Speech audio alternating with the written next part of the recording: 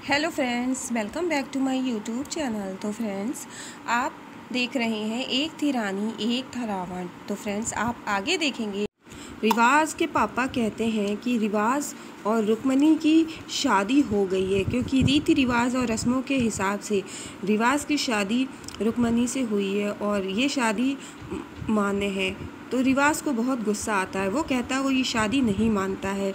लेकिन रिवाज के पिताजी कहते हैं कि नहीं, हम रस्मों के हिसाब से ये शादी हुई है और हमारे रीति रिवाज और रस्म यही कहते हैं कि ये शादी मान्य है। और वो सारे मेहमानों के आगे हाथ जोड़ते हैं और वो सभी लोग चले जाते हैं। और फिर वो रुक्मणी की माँ से कहते हैं कि आप अपने घर पहुँचिए और हम पूरे रीति रिवाजों के साथ कल रुक्मणी की विदाई करेंगे। राघव रानी को आवाज़ देता है और रोकता है। वो कहता है, रानी रानी तुम्हारी आंखें लीकेज कर रही हैं। फिर वो कहता है कि तुम्हारी आंखों से पानी निकल रहा है। और रानी कहती है कि नहीं, ये आंसू हैं।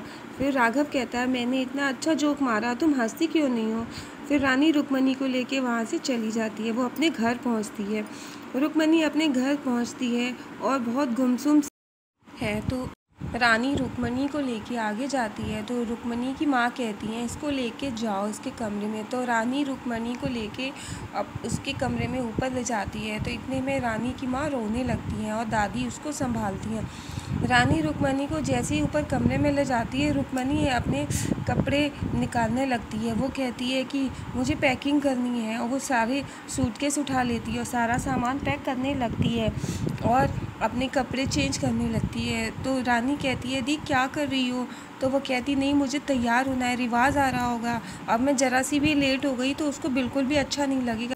रानी कहती है कि दी मेरी बात सुनो, रिवाज आपसे शादी नहीं करना चाहता था, वो उसने आपको किडनैप किया था और वो आपको किडनैप करके वो मुझसे शादी करना चाहता था।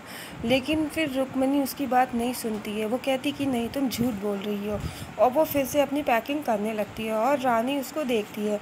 इधर देखेंगे आप कि रिवाज बैठा हुआ होता है बहुत गुस्से में, और वो अपने फ्रेंड्स के साथ ड्रिंक कर रहा होता है और वो सोचता है ये क्या हो गया, मैं उस लड़की रुक्मणी से तो शादी नहीं करना चाहता था। इधर आप देखेंगे रिवाज की माँ भी बहुत गुस्से में है और वो गुस्से में रसगुल्ले खा रही है, एक के बाद एक रसगुल्ले खाए जा रही है। और यहाँ पर रिवाज के पापा आ जाते हैं। वो ये कहते हैं कि जो भी कुछ हुआ हम उसे नहीं झुठला सकते, और रुक्मणी की और रिवाज की शादी सब लोगों के सामने हुई है और पूरी रीति रिवाजों के साथ हुई है।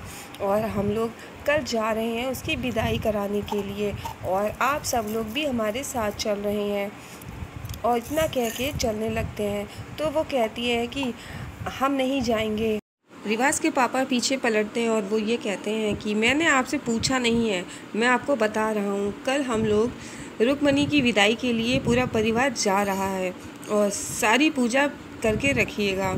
और फिर वो चले जाते हैं। इधर आप देखेंगे कि रुक्मणी अपना सारा सामान पैक करके घर के दरवाजे पे बैठी है और वो रिवाज का इंतज़ार कर रही है। रानी उसे दूर से देख रही होती है कि रुक्मणी रिवाज के इंतज़ार में बेसब्री से बैठी हुई है और वो इधर से उधर देख रही है, लेकिन रिवाज नहीं आया। इतने में वहाँ पर बारिश होने लगती है।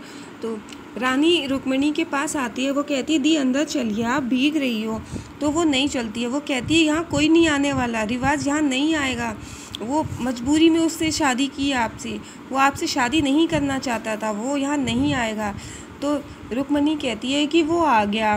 रानी पीछे मुड़ के देखती है तो दो गाड़ियाँ वहाँ पर आ रही होती हैं, और फिर गाड़ी से पहले रिवाज के पापा उतरते हैं, फिर माँ उतरती है, एक एक करके पूरा परिवार उतरता है। रुक्मणी बेसब्री होकर देख रही होती है। वो देखती है कि पूरा परिवार एक एक करके गाड़ी से बाहर आ रहे हैं, लेकिन उसकी नज़र रिवाज को ढूंढती है।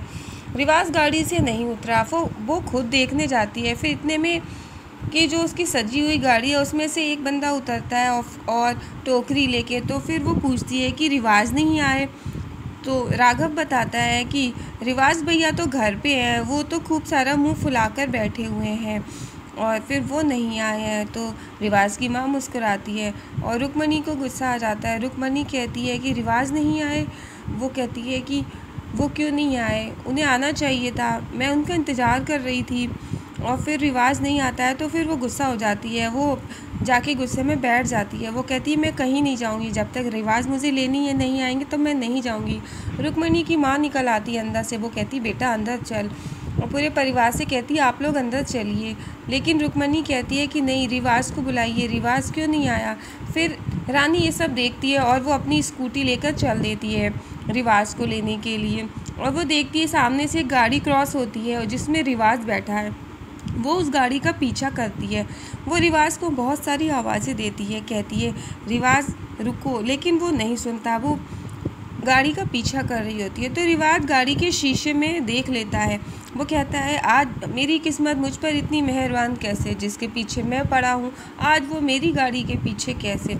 फिर वो गाड़ी रोकता है और बिना पीछे पलटे वो एक बंगलों में चला जाता है।